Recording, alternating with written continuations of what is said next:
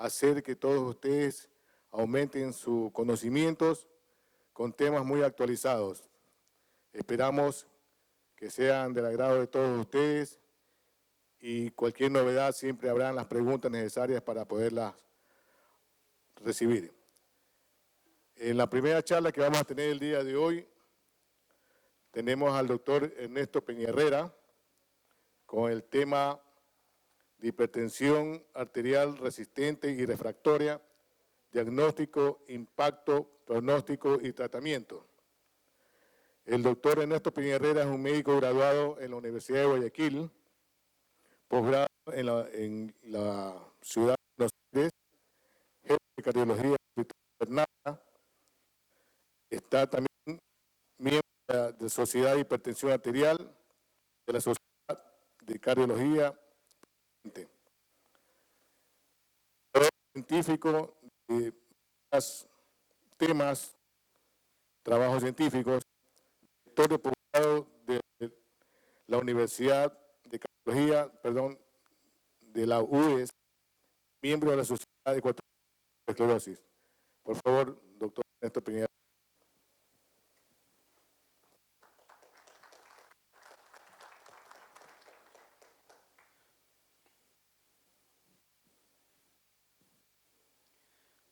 Gracias, Roberto. Agradezco a los directivos de la Sociedad Ecuatoriana de Aterosclerosis Endotelio, a su directivo en general, al presidente del Colegio Panamericano de Endotelio, capítulo Ecuador, doctor Jofre Lara.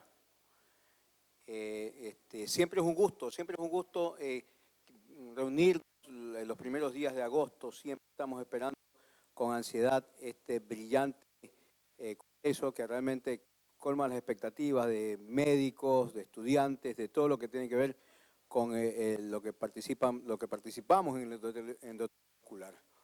Créanmelo, nosotros acá somos de Guayaquil, pero los amigos que nos visitan de otros lados, de Quito, de Cuenca, por favor, disfruten estos días de Guayaquil. Estamos en la mejor época del clima, ¿sí? Así que vamos, salgamos, vayamos al malecón, subamos los cerros, visitemos San Borondón, visitemos Guayaquil. La verdad que está en la mejor época la ciudad para recibir a los visitantes. No se olviden de ir al Capuel, por favor. Bien.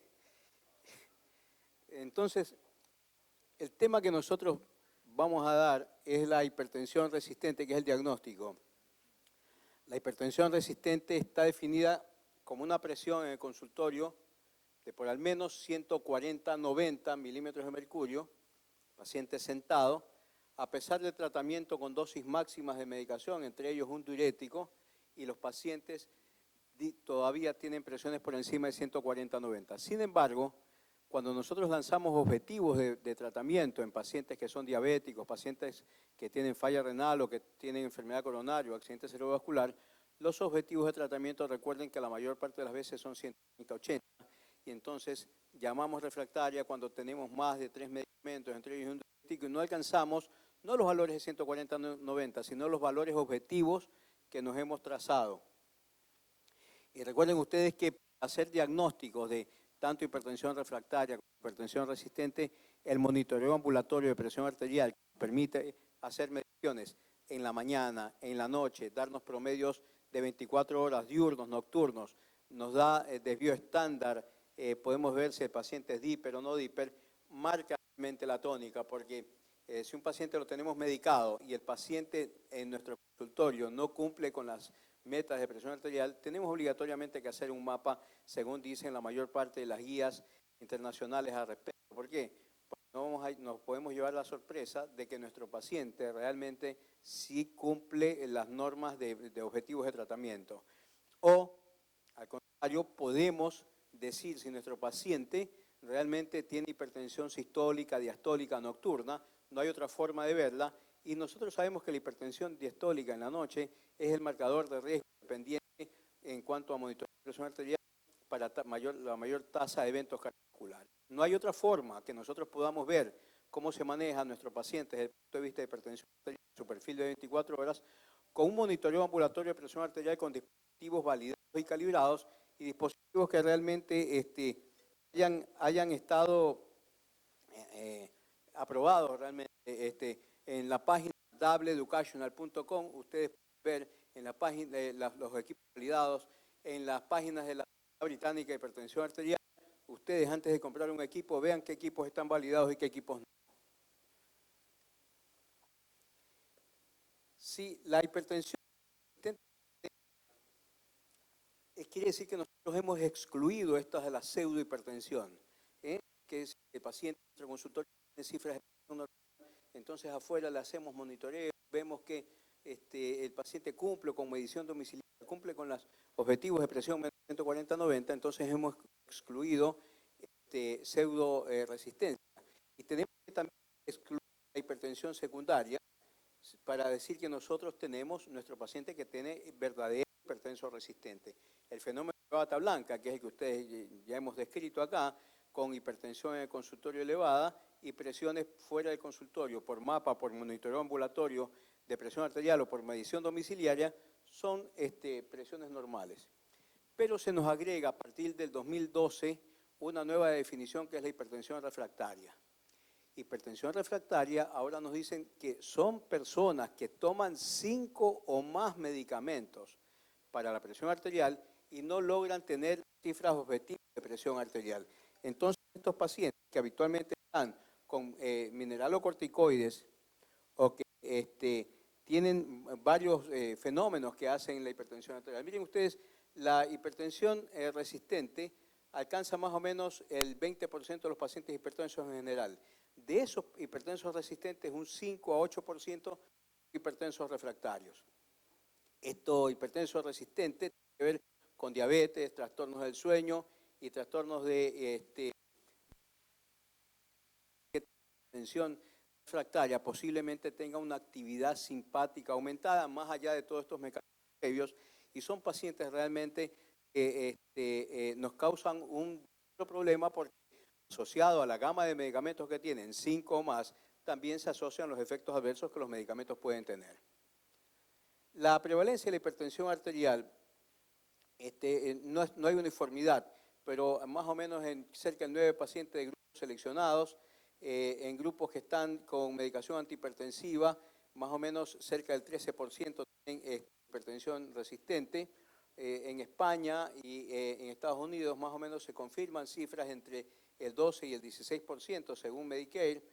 En otros centros, entre el 5 al 30% de pacientes tienen hipertensión resistente. Y lo que es más, estadísticas que tienen del año 2004 al 2014, se ve que ha aumentado la cantidad de pacientes resistentes. Y seguramente va a aumentar si es que algún día tomamos acá en Latinoamérica las cifras de presión arterial que nos dice la Sociedad Americana de Hipertensión Arterial, que deben ser 120-80, por encima de 130-80 de pacientes hipertensos. Imagínense si no podemos, nosotros tenemos pacientes con hipertensión resistente con cifras de 140-90, vamos a aumentar la cantidad de resistentes cuando tenemos los objetivos cifras más bajas.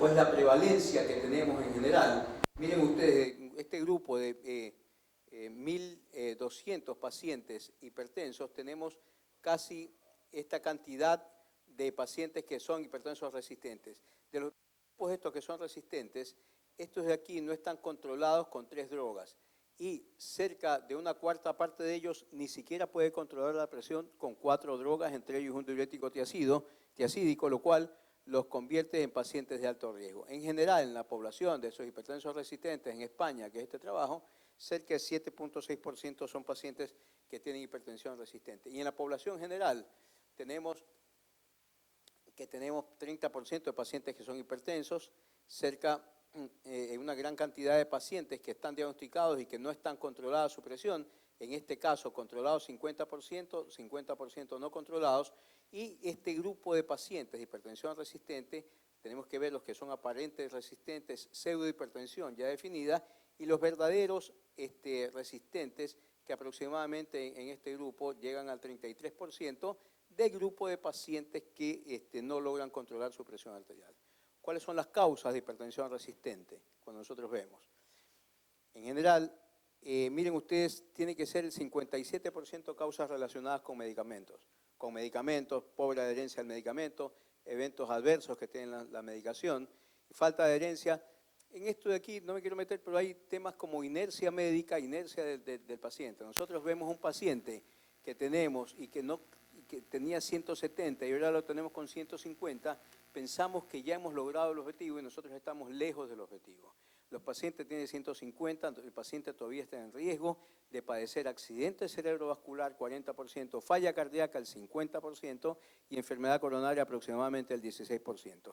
Por lo tanto, tenemos esta enfermedad, así como la diabetes, como la dislipidemia, son enfermedades que marcan los objetivos. Nosotros tenemos que llegar a objetivos. LDL en pacientes de muy alto riesgo, menos de 70, hemoglobina glicosilada, menos de 7%, y lo que tiene que ver con cifras de presión arterial 140-90 o 130-80 o 125-75 según los casos. Miren ustedes, el resto de pacientes es no adherencia a la medicación, causas desconocidas, el fenómeno de guardapolvo blanco, sustancias que interfieren con el control de la presión, por suerte son menos, hipertensión secundaria sigue siendo 1%. ¿Cuáles más causas? La mala toma de presión arterial. Ustedes saben, nosotros permanentemente hacemos cursos de medición de presión arterial y vemos que lo peor que hacen los médicos es tomar la presión arterial.